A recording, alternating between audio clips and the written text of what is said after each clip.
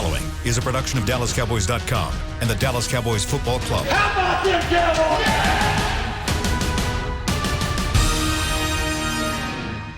This is Talkin Cowboys. Streaming live from the Dallas Cowboys World Headquarters at the Star in Frisco. Handoff, Elliott plowing to the goal line. Barry, sacked by Lord. Prescott keeps it, and he bangs it in for the touchdown. And now your hosts, Isaiah Stanback, Heckma Harrison, Rob Phillips, and Kyle Yeomans. It's a Monday morning edition of Talkin Cowboys presented by Geico, live from the SWBC Mortgage Studios at the Star in Frisco. So glad you're joining us, Talkin Cowboys Nation around the world. And, of course, we will be here over the next hour talking about a slew of things involving the NFL and your Dallas Cowboys. I'm Kyle Yeomans alongside Heckma Harrison and then our resident Super Bowl champion, Isaiah Stanback. No Rob Phillips today. We will see him next Monday, giving Rob our best wishes. I'm sure he's listening right now, so he'll have his opinions. What's up, Rob P? Whenever Rob P. Island returns on Monday. But, gentlemen, how was your weekend overall? I mean, Heckma got to watch a little bit of the Masters. I'm sure you're a huge golf fan, and we're able to watch the I don't even remember what the nickname of that tournament is. I can't even remember. But Augusta National and the Masters, I'm sure you were glued to your television, right? I was actually dealing with lacrosse this weekend. I'm sorry. Calling lacrosse games. So even more of an outlandish sports. Oh, okay, so tell me about calling your lacrosse games real quick. I want to know about it. Man, you know, you hadn't heard a lacrosse game until you heard me call a lacrosse game. Just telling you this.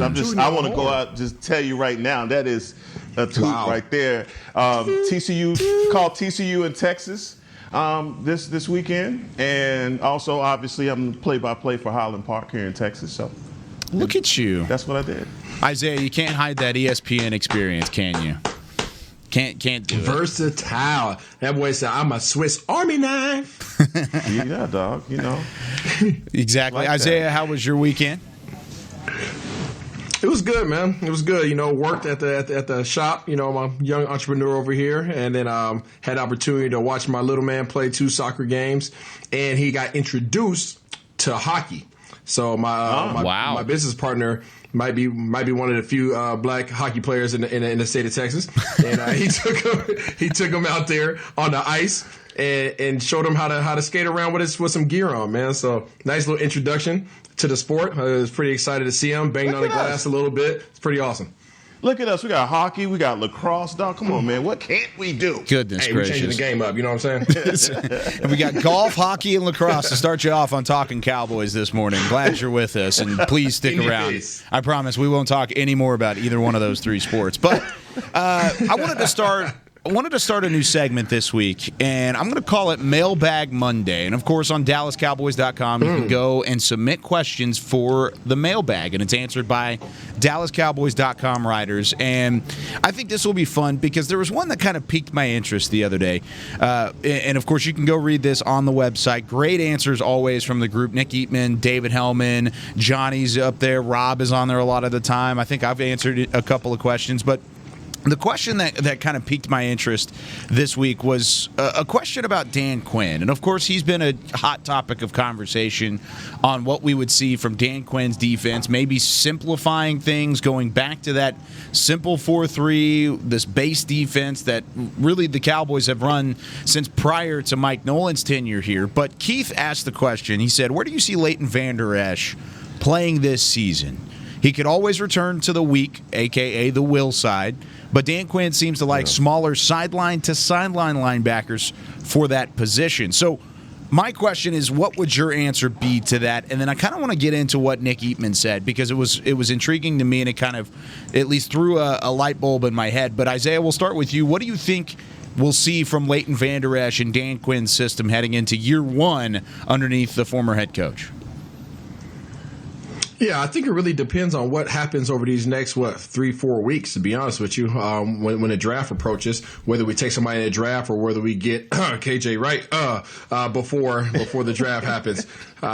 I think that's really going to play an intricate part in terms of his decision making. If you bring in a veteran guy like KJ, I don't think you don't want to put KJ on the backside, right? You want KJ smack dab in the middle, and you want to let Jalen and Vander Esch do all the running around. But if you get a young rookie in there, then you probably want to put the young athletic rookie on the weak side, regardless of his size, and let him run around. So it's going to be very intriguing. I don't think that Dan Quinn knows. Maybe he does. I don't know. What do we know, right? We just talk about the sports. But I think it really depends on the personnel that really is added onto this team in the coming weeks. Heck. No, Kyle, I can definitely see Leighton at the will linebacker spot, and obviously kicking Jalen over to the Mike. I think there's some natural positions for both of those guys in this scheme. And again, with the talk about what Dan Quinn likes as far as pretty much a smaller guy, a quicker guy, sideline to sideline. I think still, when you talk about Leighton Vander Esch's ability to run, which is one of his main points, is his ability to run. I think that kind of takes that argument about what is prototypical for Dan Quinn.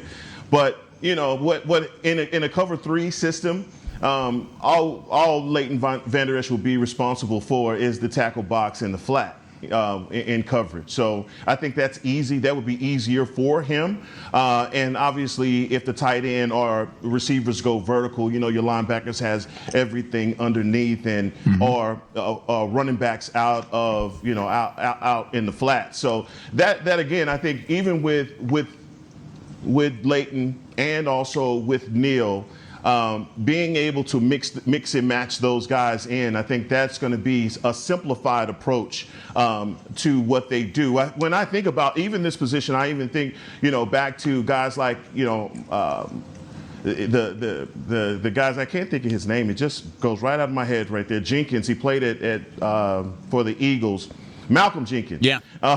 Malcolm Jenkins is a guy that I believe that played that rover position really well and could cover and do what I think we're going to be asking Neal to do. And that's playing the flat, deep third and able to improvise. And so Dan Quinn has his work cut out for him, but I think that there's some of the pieces are already on this team, and I'm sure he's happy about being able to coach up Leighton Vander Esch. Now, Heckma, you said that it was the natural positions for Jalen Smith and Leighton Vander Esch to have them at the will and the Mike, respectively, in this defense. Yes. Kind of tell me, you played the linebacker position at a high level. You went to college and played under Bill Snyder, played at North Texas, and so you have your own thought process behind the linebacker position. But what's the biggest difference between the will and the Mike that is really why Leighton Vander Esch and Jalen Smith are going to fit specifically into that category? Well, when it comes down to Jalen, I just think that a simplified approach to what his skill set is, what he has in his wheelhouse already, just the ability to read and react in the middle of the field. You take a lot of the things in coverage out of it for him, right? And it's not that he couldn't. I just think that some of his physical limitations doesn't allow him to change direction and do what's needing to be done in the passing game. And that's why Leighton fits the will a lot better. Both of these guys are solid as far as if interchangeable with moving them to the middle of the field the Mike linebacker, and I think you can do that if you're Dan Quinn. So hybrid, however you want to name it, it's interchangeable, and guys can do that. But again, whether they go into the draft and get a linebacker that's going to be the Mike and bump Jalen to Sam, all of those things are going to be relative because of their ability to interchange. But for Smith, I just think putting him in the middle of the field and having his keys, because he is a guy that one of his strengths, and we talk a lot about weaknesses, but one of his strengths is being able to shoot the gap. Yep. And you want your middle linebacker to be a guy that is not shy about shooting the gap. And I think Jalen does that a lot better than a lot of guys. And I think his ability to read and react from the middle of the field versus being on the outside is better, is going to be a strength for Leighton. I hear you, but the question is, do you want to put the responsibility of the entire defense on the shoulders of Jalen Smith? At the mic, yeah. It's a good question. What's wrong with you? I'm just asking. I'm just asking because we know I the think linebacker you don't think is it the is? quarterback of the defense. I don't know him well enough. I don't know him well enough, right? I can't sit up here in my nice little comfy rocking chair and speak on Jalen Smith's ability to lead this defense because I don't know his classroom antics, right? I don't know how he is. I don't know how he's revered in the locker room. However, just going off of the things that we see, right? We talk about the facts, we talk about the film. Yeah. I see undisciplined play. I do see aggressiveness. I do see his ability to make a decision and go. Whether that decision is bad or whether that decision is good, he's going to do it 100%, right? No question about that. But I'm not sure about his ability to lead based off what I saw last year. I don't feel confident giving him the backpack to say, hey, carry this whole defense, and the responsibility of preparing and making sure that everybody, including the defensive linemen, are in the right gaps, have the right shade, are exactly where everybody needs to be because of some of the mistakes that he made last year. Now, everybody has an offseason. Everybody has film studies so they can get better. But I'm just basing off what we saw last year. That does not give me the confidence to say, here, you be our Mike linebacker going into next season. Yeah, I mean, but they've had those. You've had those terms.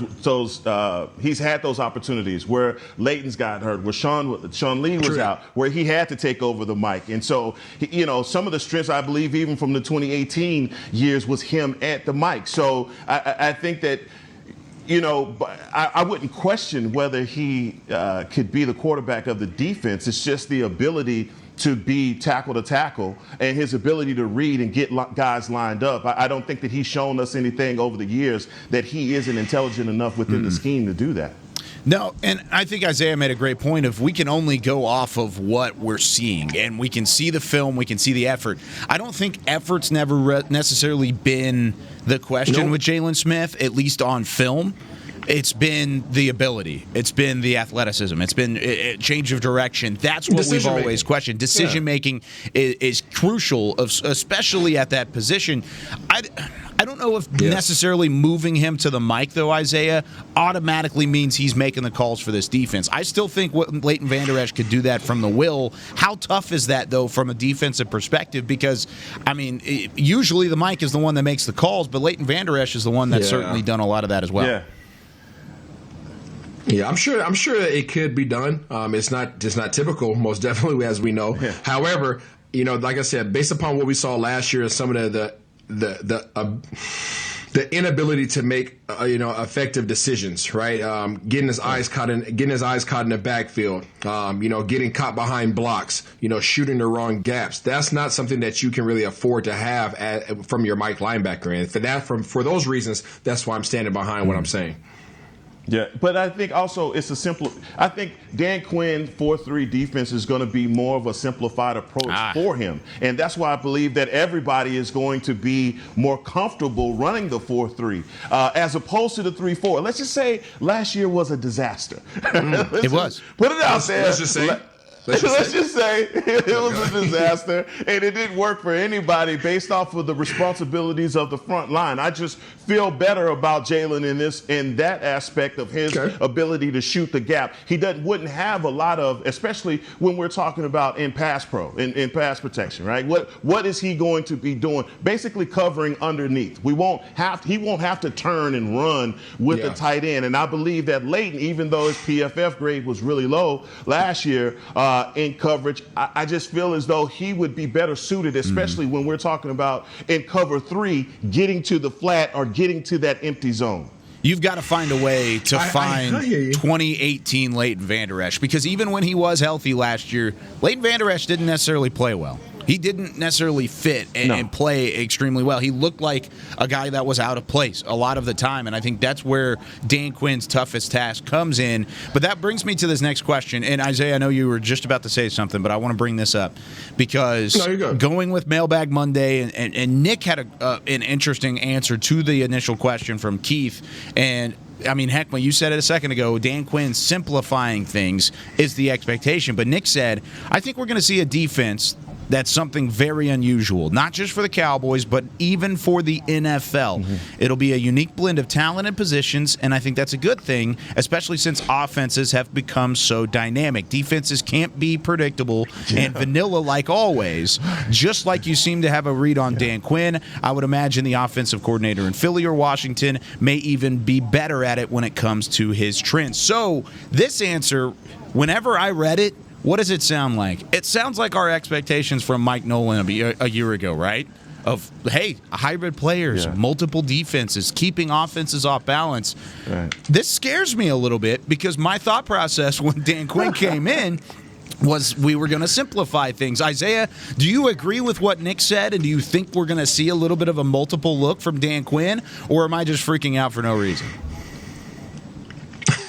I think every coach wants to present a multiple look, right? And they really don't know what they have until they get out there and see how coachable these guys are. How much of the defensive scheme can they digest? So I'm not sure what Quinn has in mind. Like I said, I think he has an idea of the layout. But until he gets all his personnel in place, he really doesn't know what he's going to do yet. So it's kind of like was it the Water Boy when that coach had that was it the Green Book, right? He just drawing stuff up, right? But you only start drawing stuff up when you know exactly what your guys are capable of. So I think every coach in this NFL is probably capable of drawing up some madness, and more so Dan Quinn. I just know personally, he's capable of bringing out the best of players, and that's more so what I'm excited to see versus just his styling and what he does with the personnel grouping. You know, I love what Nick said there, but I think that because of the NFL rule changes, I think it's handicapped the defense a lot. You know, the way that defenses used to be able to play bump and run, and wide receivers couldn't come across the middle without bracing for impact. It's just changed the way that, Dan Quinn, when it was a Legion of Boom, I mean, look, they were checking you at every hash mark. Now things have, completely changed. So he's going to have to use a lot of creativity and ingenuity in this defense. And you see teams like New England, it's a copycat league, but when you find teams like New England that doesn't have a base defense, they just, whatever you don't deal with well is what they play. And so being that this is a copycat league, and being that Dan Quinn is probably, one of those great minds of defense, I look for him to be very creative. But how creative can he be? Because when you have, trips right, trips left, whatever it is, you're going to have a lot of times the way that the spread offense works, guys are just outflanked. And so defenses have to make up for that. And the inability or what they're doing is just giving those free releases, and guys are going vertical on them. Applying pressure is going to be important. And that's why you got to have 4 guys up front that can put pressure on the defense, or you draw up a blitz that's very creative, bringing guys off of the tackle or off of the slot in the blitz, which I believe Dan Quinn is going to have to do. Because, look, man, if you don't do that, you're a sitting duck, and teams are just able to gobble up yards on you. And so that's the thing that we're going to have to stop, and that's what we saw all last year. Isaiah? Yeah, I mean, I don't disagree. I mean, like I said, I'm curious. I don't think as a coach, if I was a little league coach and I just came in there, I was like, hey, all right, boys, this is what we got today, right? I don't know what I truly can do until I see these little jokers run around, until I try to give them some information, see how much they digest, right? So regardless of how old they are, right, professional athletes, I still need to know what these guys can Jalen digest this defense and be able to call it from the middle, right? Let's see. Let me throw the playbook at him and see how much he's able to regurgitate. Can Vander Esch do the things that I'm asking him to do? Can he run sideline to sideline, or am I going to have to put him in a box because I'm going to be asking him to run cover 3, right? So he's going to have that hook drop. Can I depend on him dropping 10 to 12 yards deep, flipping his hips, getting squared up to the line of scrimmage and be able to drive down on the ball? Can I get these guys out to the flat so that my corners don't have to sit and squat on the corners? A lot of these things I don't know, right? Because I didn't see it last year from them. So until I get out there and run some OTAs, I really don't have an idea of what my guys are even capable of doing. It's a good point because, I mean, you look at the holes that are there on defense at the corner spot, at the linebacker spot, maybe even defensive end. I mean, there's a lot of holes that the Cowboys are looking to fill whenever it comes to the draft, maybe even later parts of free agency, should they not get to it in the draft. I mean, there are holes to be filled for Dan Quinn prior to really even settling in. So I'm with you, Isaiah. You made me feel a lot better. Let me just say that. You made me feel better because you said that you're excited not just about the system, but about what Dan Quinn can do for the individuals on that side of the football and make them play individually better. Because even if we don't see Leighton Vander Esch or Jalen Smith at the 2018 versions of themselves, even if we're halfway there, it's better than what we saw last year. It's better than what was a mess of a linebacker core last year and a mess really over the last 2 years now in that position. But there's a lot to be talked about whenever it comes to that direction. And, by the way, Jalen Smith could be switching numbers. Could Jalen Smith maybe be wearing number 9? We're going to talk about some of those jersey numbers and maybe even the sacred jersey numbers of the Cowboys franchise when we come back after the break. You're listening to Talkin Cowboys, presented by Geico. Honey, big news. Gary, are you okay? Oh, I'm not Gary anymore. I'm Jackie Flash. What? See, I want the latest smartphone, but the best deals are only for new customers. So, to get a new customer deal, I changed my name to Jackie Flash. Okay, but the best smartphone deals at AT&T are for everyone, new and existing customers. That's huge. Then guess who's getting a deal? Is it Jackie Flash? Jackie Flash. It's not complicated. At AT&T, our best smartphone deals are for everyone. Restrictions apply. Visit att.com for details.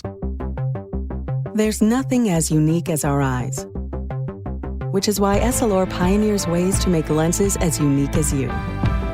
Verilux for super sharp vision, Essential Blue for protection, and Crizal for freedom from glare. 3 cutting-edge solutions in a single unique lens. So whatever your needs, insist on Essilor. Visit your local Essilor experts and find the perfect lens for you. See more, do more, Essilor. We're back with a tasty treat that's sweeping airwaves and taste buds. It's new Dr. Pepper and Cream Soda. Let's take a listen. Dr. Pepper and Cream Soda's here. A new combo that's music to my ears, okay. Let's play. Cream Soda and Dr. Pepper time. Pour it in a glass of ice. Ah, music to my ears and mouth. New Dr. Pepper and Cream Soda. A delicious duet. The Cowboys way, where 16 Hall of Famers and 5 championships shows us what success looks like. Where turkey is always the second best part of Thanksgiving Day. Where we are all defined by one single thing, the star. Where we as fans know it's our job to keep the tradition going.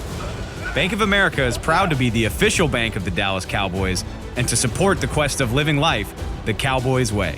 Copyright 2020, Bank of America Corporation. Back to Talkin Cowboys.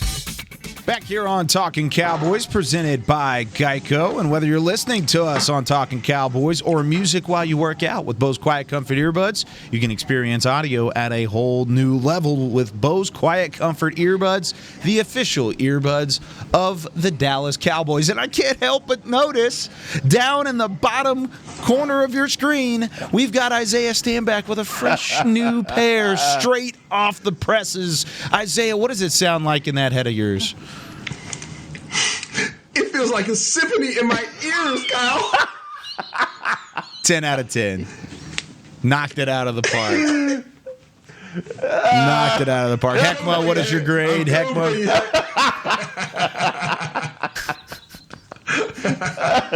That's good, dog.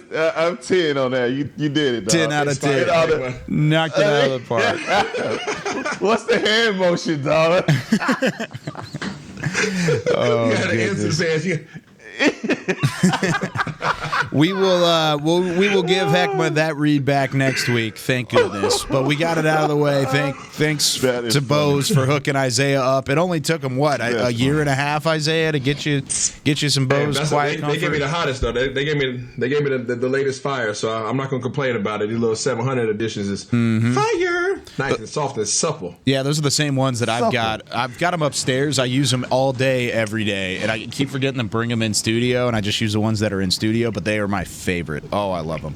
All right. They're nice. Got some potential rule changes to talk about. This isn't the most exciting thing. You're not going to learn a whole lot, but it's a fun conversation, so stick around with us. Kyle Yeomans, Heckma Harrison, Isaiah Stanback, Chris Beam in the back as always, but we've got a new potential NFL rule change expected to be approved by the owners. It was originally proposed by the Chiefs, and it has to do with jersey numbers. And, of course, if you've been on social media, you've seen this has been a hot topic of conversation over the last couple of weeks.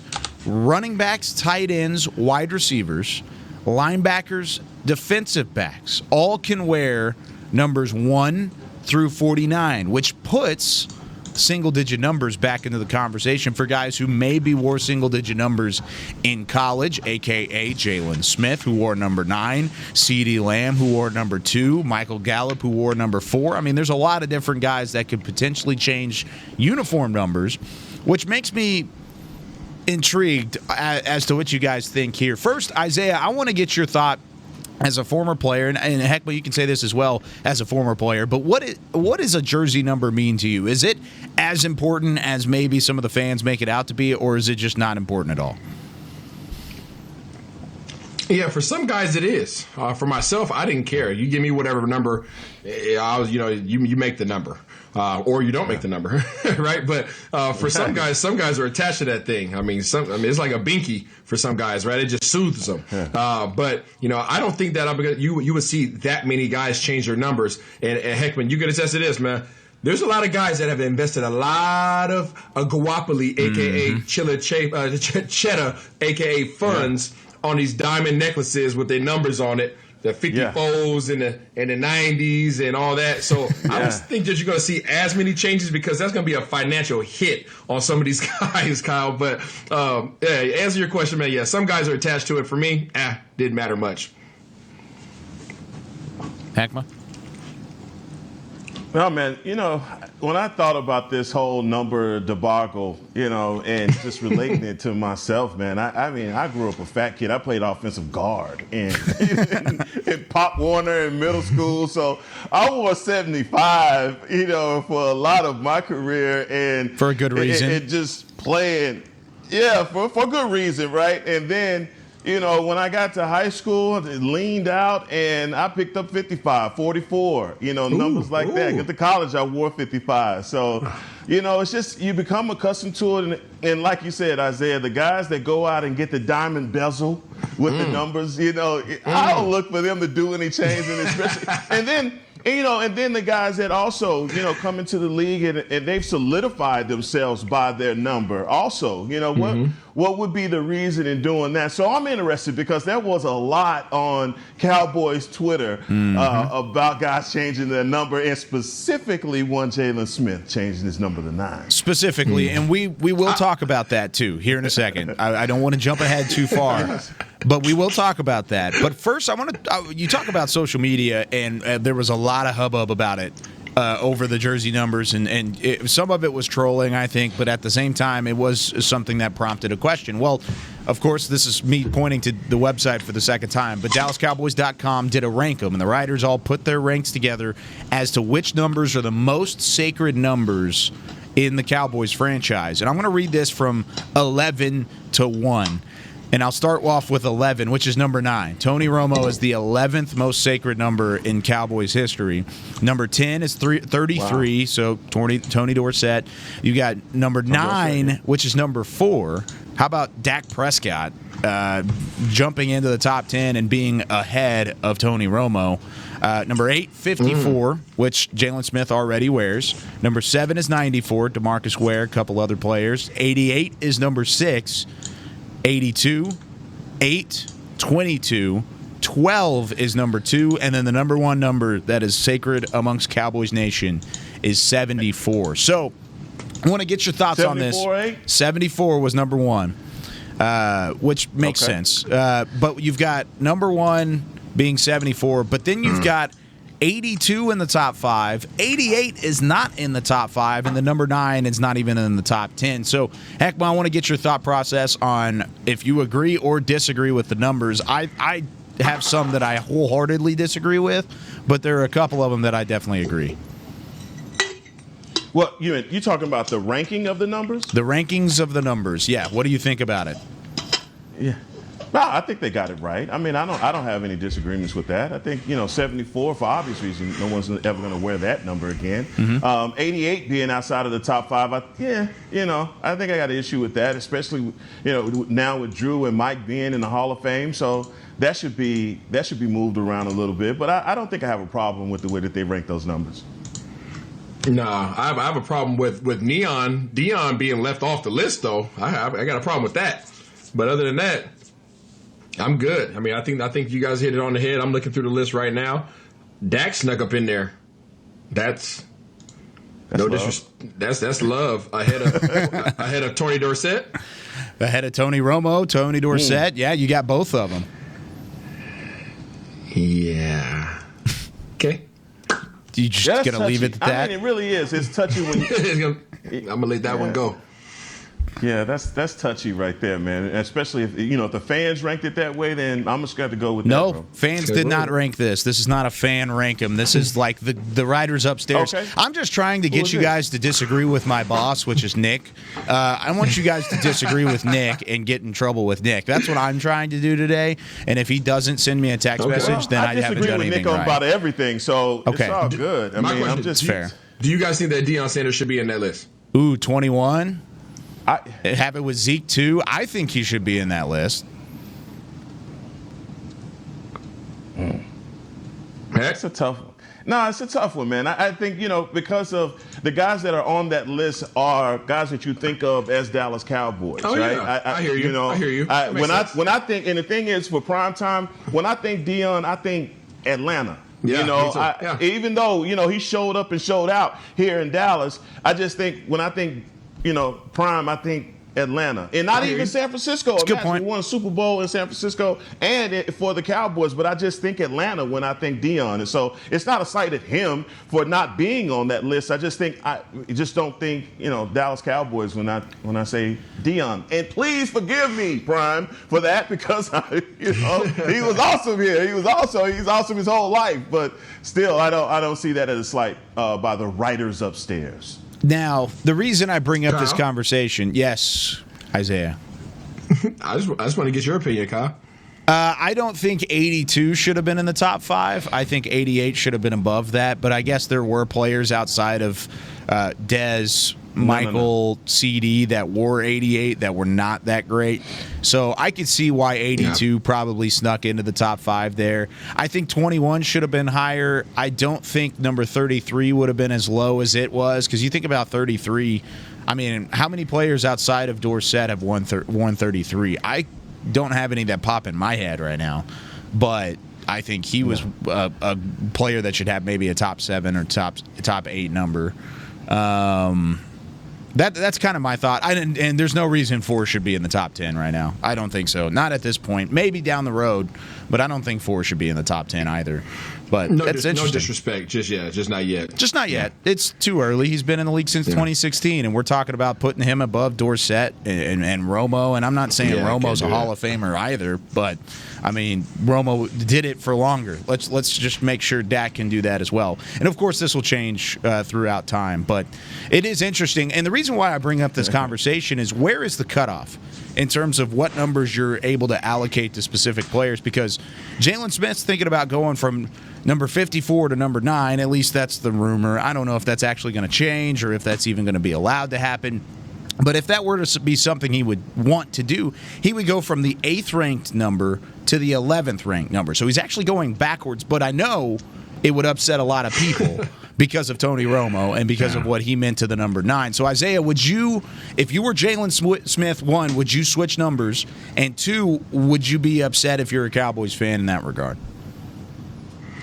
Well, let me speak from the Jalen's perspective. Jalen should be hyped. Jalen gonna rock that 9 if he can, because all the Romo fans are gonna come back out rocking the number 9 in the stands, and he's gonna look up there and say, "Oh, everybody's here." From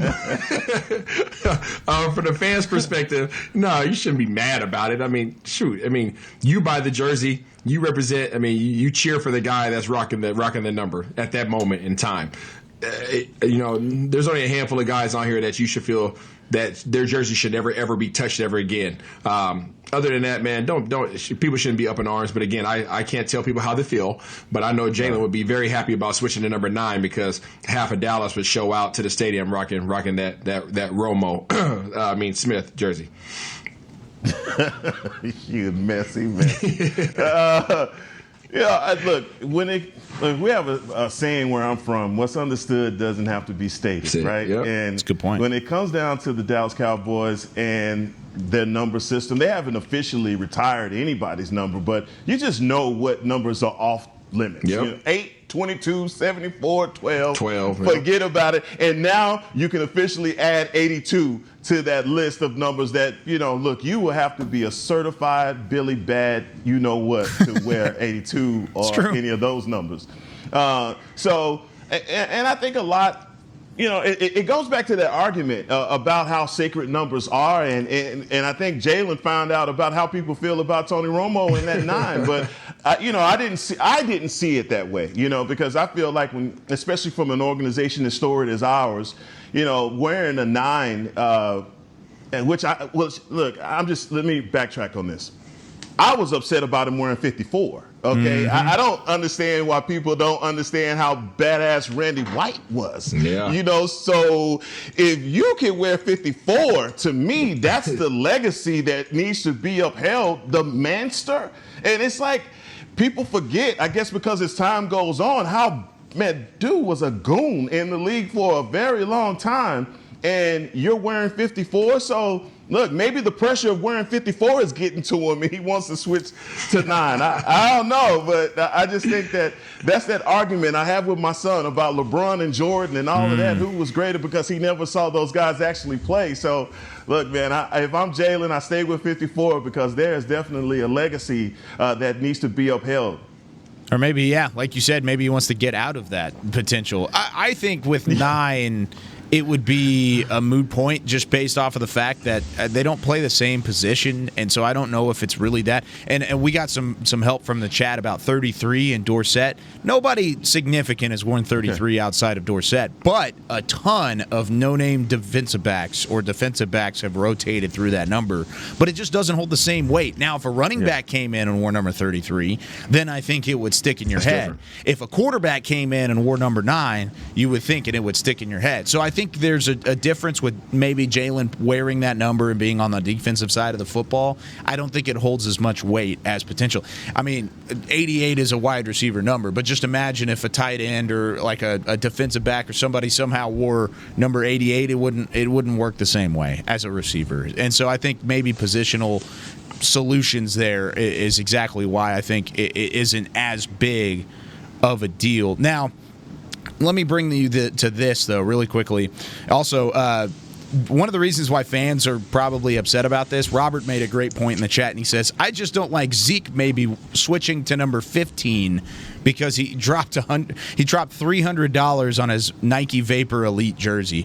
I get that. From fans, I 100% feel that pain because, that happens all the time. You buy a jersey with a number on the back and a name on the back, and then they go and switch it. I felt bad for Trayvon Diggs fans last year who right after the draft went out and bought 31 jerseys, and then he was 27 by the time the preseason even rolled around, or I guess week 1 rolled around last year. So I felt bad for that because I think that's just the tough luck of the draw. But that brings me to the question, do you see anybody else switching jerseys? Because CeeDee Lamb has talked about it. Zeke's even liked a picture about it. There's a potential that a couple guys could switch. Heckma. Well, first of all, I think that doesn't the NBA have a deal where if a guy changes his number, you can turn your jersey in? So maybe the NFL will award you a new jersey for the $300 purchase. There's no way. I bet half of the reason they're doing this is to make money. You shot it. Yep, they're gonna. It's not. Carl, thank you for shooting that down. Sorry. I was trying to give a little bit of a hope there. There's a reason this is a change being made.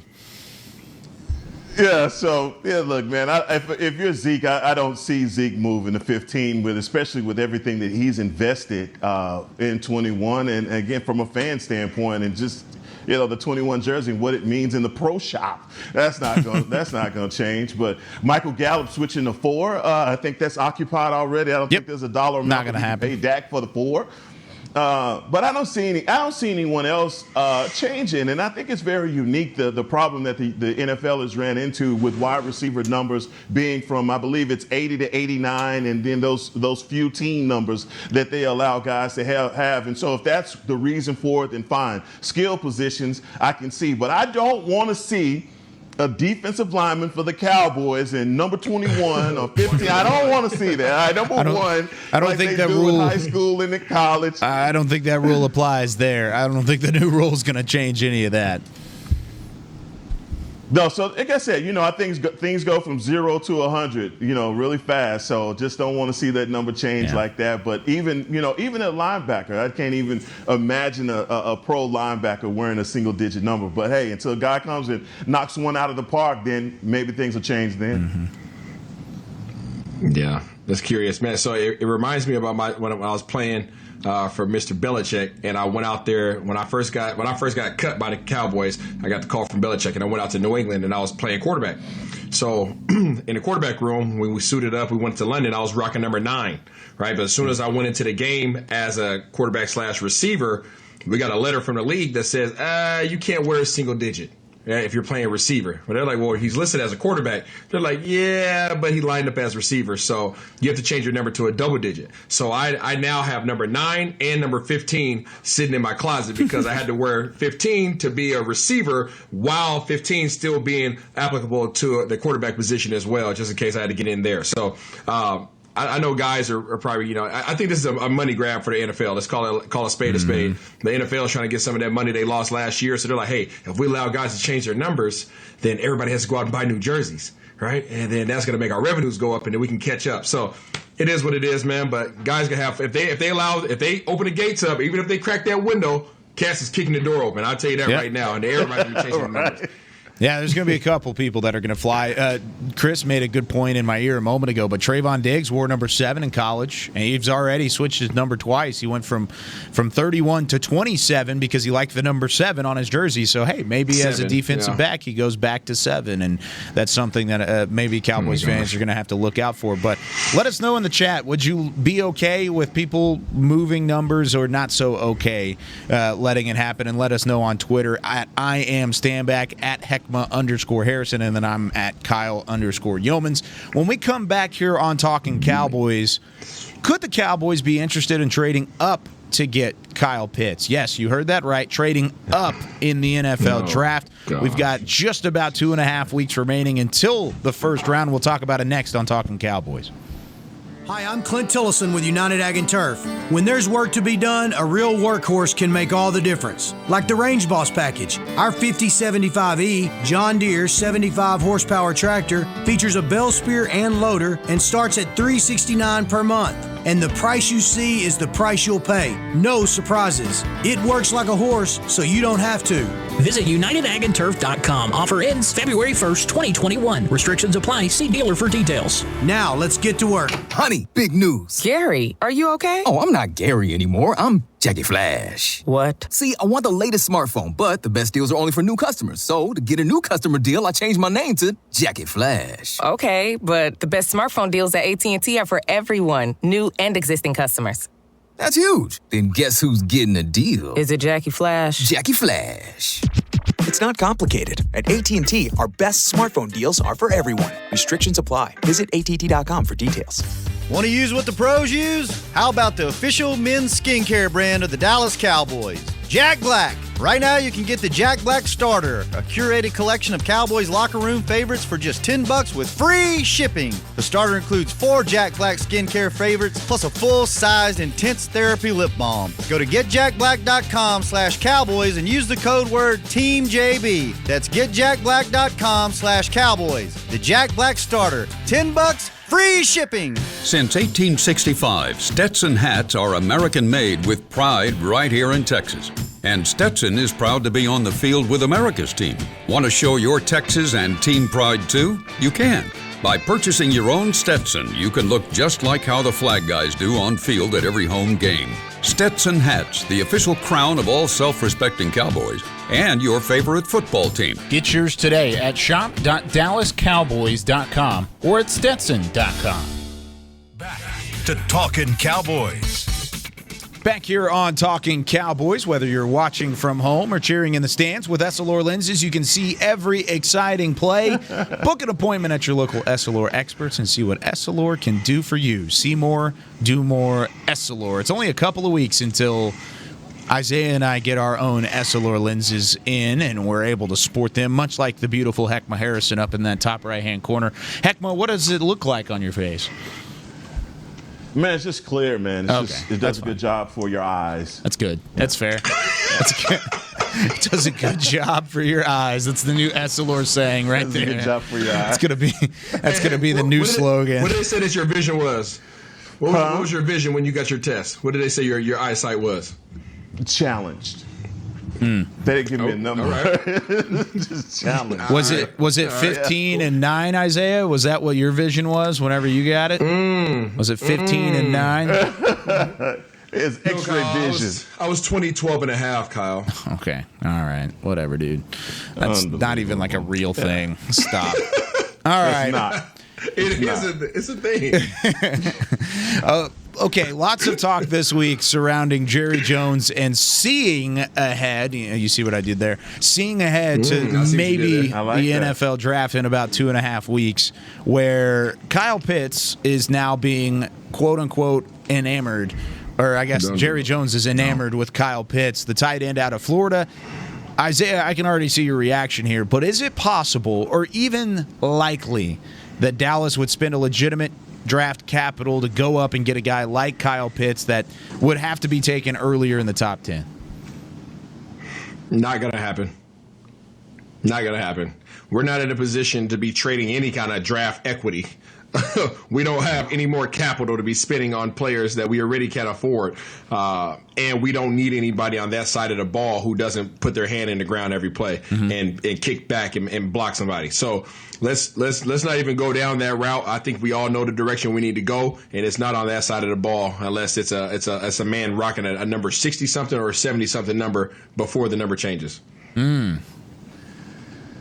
Heckma? You know, even when it came out that Jerry was quote unquote enamored with Kyle Pitts. Look, we're all enamored with Kyle Pitts. We don't. Every owner and GM, are having this vision of what it would be like to have one of these type of players in the draft, but I don't think that we give up any draft capital for that. I mean, at 10, we're sitting pretty unless we get an offer that we absolutely cannot refuse. Now, would it surprise me that on draft night we get one of those ESPN jingles and alert underneath the bottom of the screen that says Dallas has moved up? No, I would not be surprised that does happen. But look, when it comes down to the draft, I've lowered my expectations. I don't want to feel as though, and I'm just saying period, because I think when I do so much just cussing at the television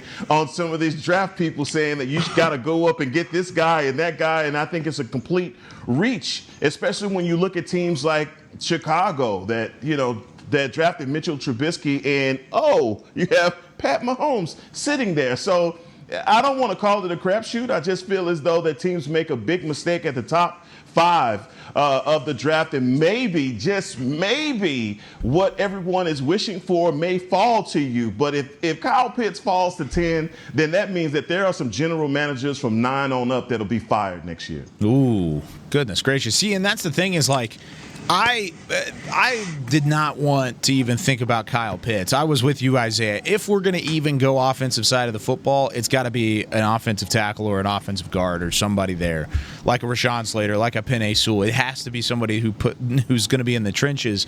I got talked into Kyle Pitts at 10 if he's there. If he's there, fine. At 10, I'll make the move because he's that special and because I think he is a can't-miss prospect.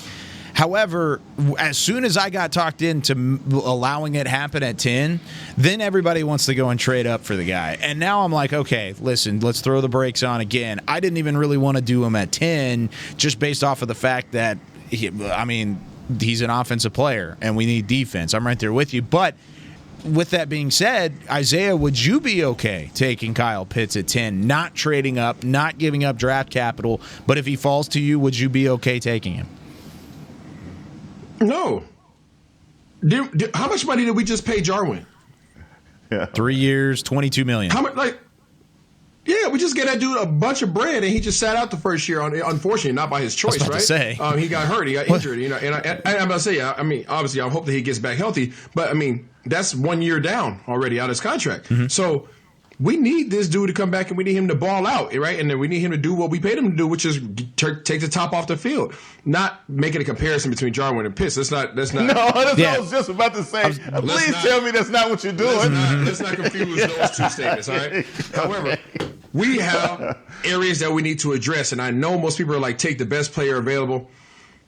In some instances, yes, you do that. Most instances, you do that. However, not in this one. We got some holes that we gotta fill, and we're on a doggone canoe in the middle of the ocean, and there's punctures in the boat. You can go out there and grab another can of food, or you can start plugging these doggone holes. Which one you want to do? I think some people are choosing the can. Yeah, some people are choosing the can, man. They're gonna be. Yeah. I'm okay with choosing the can. Look, man. Look, here's like last year. Last year we did a lot of talk about Caleb Von Chason, right? And what happened?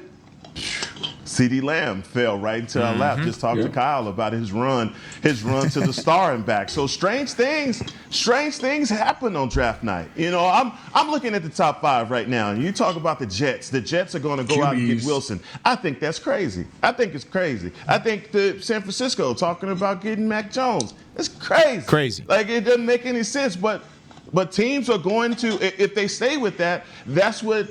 The mistakes that teams are going to make. For me, I think San Francisco should get Kyle Pitts because he's the BPA at 3 that they should go with. But, look, stranger things have happened. I think that defense is a no-brainer for us. We shouldn't even be talking about anybody else. And if we're talking about anybody else, it's one of those star tackles, the Sewells, the Slaters, right? But we know what we need. So I just want to bring up a huge devil's advocate point, and I haven't done this on a show yet because I just thought about this. But last year, whenever it came to CeeDee Lamb falling to the Cowboys at 17, the reason they took CeeDee Lamb wasn't just because he was a great player, but because he also filled a need. You needed a slot receiver. You needed a third guy. True. You needed to add to what Michael Gallup and Amari Cooper brought. That's great. And that was exactly what happened. He was the BPA, and you let it ride. However, this year, you think of the tight end position, Isaiah, and you're like, oh, we're set. We've got Dalton Schultz, who had 63 receptions, 615 yards, 4 touchdowns in his first real year of action, right? Super high upside, or not even upside, but just a super high floor whenever it comes to Dalton Schultz. You know what you're going to get from him, a former 4th-round pick, and somebody that you could rely on. Then you've got Blake Jarwin, who had, of course, only the 1 reception this year because of the ACL tear. Is he going to be the same coming off of it? He has 6 career touchdowns, 59 receptions, 700 yards-ish, just about 700 yards. So my thought process here is, just when Heckman was talking about it, and when you were talking about the health of Blake Jarwin, and hey, he got hurt last year, he sat out all year, is tight end not a sneaky need? Because I thought it was a need prior to last year. Blake Jarwin sort of was filling that role, and then he got hurt, and then Dalton Schultz stepped up. Are we set with Blake Jarwin and Dalton Schultz at tight end? I know we're set around the offense, but tight end's not a strength of this team. You can't look me in the eye and tell me that this is a strength of the team, and Kyle Pitts could automatically upgrade that. I see both sides. I definitely understand why fans would be excited, why upper management would be excited if he fell to 10, which is not going to happen. I wouldn't be surprised if San Francisco I wouldn't be surprised if San Francisco. You're so smart, Isaiah. You're so smart. I pull that up because that would solidify the crap out of that position for them. So him and Kittle. Gosh. Him and Kittle would be dominant, right? So I don't. People were like, oh, they wouldn't trade up for that. Anything other than a quarterback. Yeah, all right. You got John Lynch back there. He's sneaky, but Kyle Pitts would. I mean, he would kill it, right? He would kill it for you. He would solidify that entire offense for you. You'll have a Kansas City Chiefs-esque offense, but then you don't have Kansas City-esque type defense yet. Mm-hmm. So you still have those holes that we have to fill. You still have linemen that you need to have replacements for on the offensive side of the ball. But otherwise, if you don't learn from history, you're bound to repeat it. So we need to fill some roles back behind those guys who are all veterans. And then also we need to continue to add pieces on the defensive side of the ball that are impact players. So yes, you can add an offensive player who will make your offense completely dominant. But should you have injuries on the offensive line, you're back to last year because you can't throw to those guys. It's true. Because you don't have time to do so. If you don't fill the gaps on the defense, guess what? Now you're asking your offense to score 45 points a game because you can't stop nobody from scoring. And some of our opponents we're playing this year, we're going to be playing some dogs that can score some points this year. So we might want to be able to stop some guys playing on the defensive side of the ball. So I get it from both ends, but I think the safe play is grab what you need, right? Not what you want. Now, let me say this, Kyle. Last year, I wouldn't have been able to look in your eye and tell you that, tight end was solidified. I didn't. I think that was the great unknown in the tight end room last year, even with getting Blake Bell. Mm-hmm. We were not solid, nothing solid there at all. But I believe that Dalton Schultz was a pleasant surprise for everybody. Sure. Because he was the great unknown on the roster. Yeah. Jarwin going down, it was horrible. Sucks, First game of the season, it wasn't a good situation for us. But I think the way that Dalton Schultz filled in, he gives you a lot of confidence going into the season. So, look, will Kyle Pitts, if he did happen to fall to the Cowboys at 10, would he be solid in that room? Heck absolutely. Yeah. Would he change the dynamic of the way that Kellen Moore is calling plays? Absolutely. Because of all of the weapons that we have, it's again, even with CeeDee Lamb last year, we were like, pick your poison. You can't double team. You can't do some of these things. You can't load the box to stop Zeke. That still didn't stop teams from doing it once we became one-dimensional. So you got to be careful what you ask for in a situation like this. We know what we need. We need defense. But again, I just feel as though, especially in flipping the conversation over to defense, and we do a lot of talking about the Legion of Boom and what Dan Quinn is going to bring to this team. But look, man, those guys that are on the Legion of Boom that we keep talking about, these are 5th and 4th round guys. Mm-hmm. So we can concentrate and put all of our eggs in one basket talking about pick number 10. But I think the way that you actually get this done in the draft is going to be what you do with all of those top 100 picks that you have and what you do in those middle rounds. True that. I agree to a certain extent, but I also think one of the reasons why Dalton Schultz had such a good year last year was because of the mess up front on the offensive line. I mean, you guys can disagree, but one of the big reasons why Dalton Schultz had 63 receptions is because it was check down city and because you had to find a way to get it into somebody's hands, and 86 was normally the answer for that. So I think that was a big reason for that. Now, if Kyle Pitts is placed in that same situation, you have your quarterback in Dak Prescott, and your offensive line has injuries again, is Kyle Pitts going to make a bigger difference than what Dalton Schultz did last year? I think he would. I think he would make a huge difference based off of just the fact that he is a playmaker. I don't know if Dalton Schultz is a playmaker. He's a safety net. Limb, Kyle. Safety net is Dalton Schultz, whereas Kyle Pitts is a playmaker. I just think you can try and make these excuses of, we need offensive line. Sure, I agree. We do need offensive line. Hell yeah, we need defense. I'm right there with you on that side of the football as well. Yeah. But Kyle Pitts is an option. That's all I want to say is it's definitely an option. Yep. No disagreement. He is an option. Is he the right option? Is the question. But again, I don't think any of us are going to have to worry about this because. Please don't make us worry about this. He ain't gonna be there. He ain't gonna be there. He won't be there. Thank you. Well, and I think that might have been half. And I'm with that. Go for it, Heckma. No, I'm with that, and I also back to what you're saying about Dalton Schultz, man. He had to get open. He had to make the catch. Yeah. Whether it was check down city or not, he was available. He was, running good routes. And even when you were in a situation where your tackles were giving up the ghost, he was sitting there and making plays in the run and blocking, doing a lot of things. So, look, I'm just saying, from last year to this year, he was the biggest surprise for us and what he was able to do as a total tight end. The question for Kyle Pitts is, how is he in run blocking? I don't think anyone has asked that question. Is he a good run blocker? He's a decent run blocker. By the way, decent isn't good enough, especially when you have a running back named Ezekiel Elliott that you are going to be dependent on heavily this year to have a comeback year. So I get it. Which one do you want? I think he's a better. There are a lot of things we need. I think he's a better run blocker than Schultz and Jarwin. Now, Blake Bell, no. I think Blake Bell was probably better in that category, but I think he's better than both Jarwin and Schultz. But that's just me and just based off of what I've been looking at on film. However,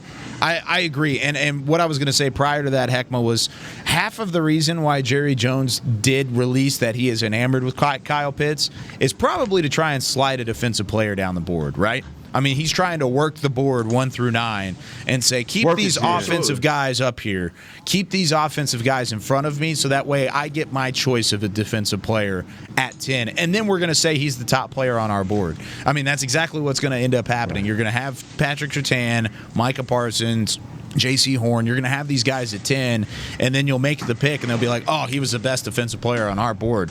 That's what Jerry Jones is trying to do there, and I think that's no surprise to anybody. He's a marketing genius because, even today, I got a tweet today. San Francisco is now looking at Kyle Pitts at 3. Like you said, Heckma, he could go as high as 3. He could go as low as 12. Who knows? We don't really know, but that's what's fun about the NFL draft. But that's going to do it for us today here on Talkin Cowboys, presented by Geico. So glad you've been with us here over the last hour. Be sure to subscribe on iTunes, and hey, you can subscribe to the YouTube channel as well. It's just on Dallas Cowboys, but we appreciate that. Follow Heckma Harrison, Isaiah Stanback. I'm Kyle Yeomans for Chris Beam in the back. We'll see you next Monday, 11:30 Central Time on Talkin Cowboys. Get better, Pete. This has been a production of DallasCowboys.com and the Dallas Cowboys Football Club. How about this, Cowboys? Yeah!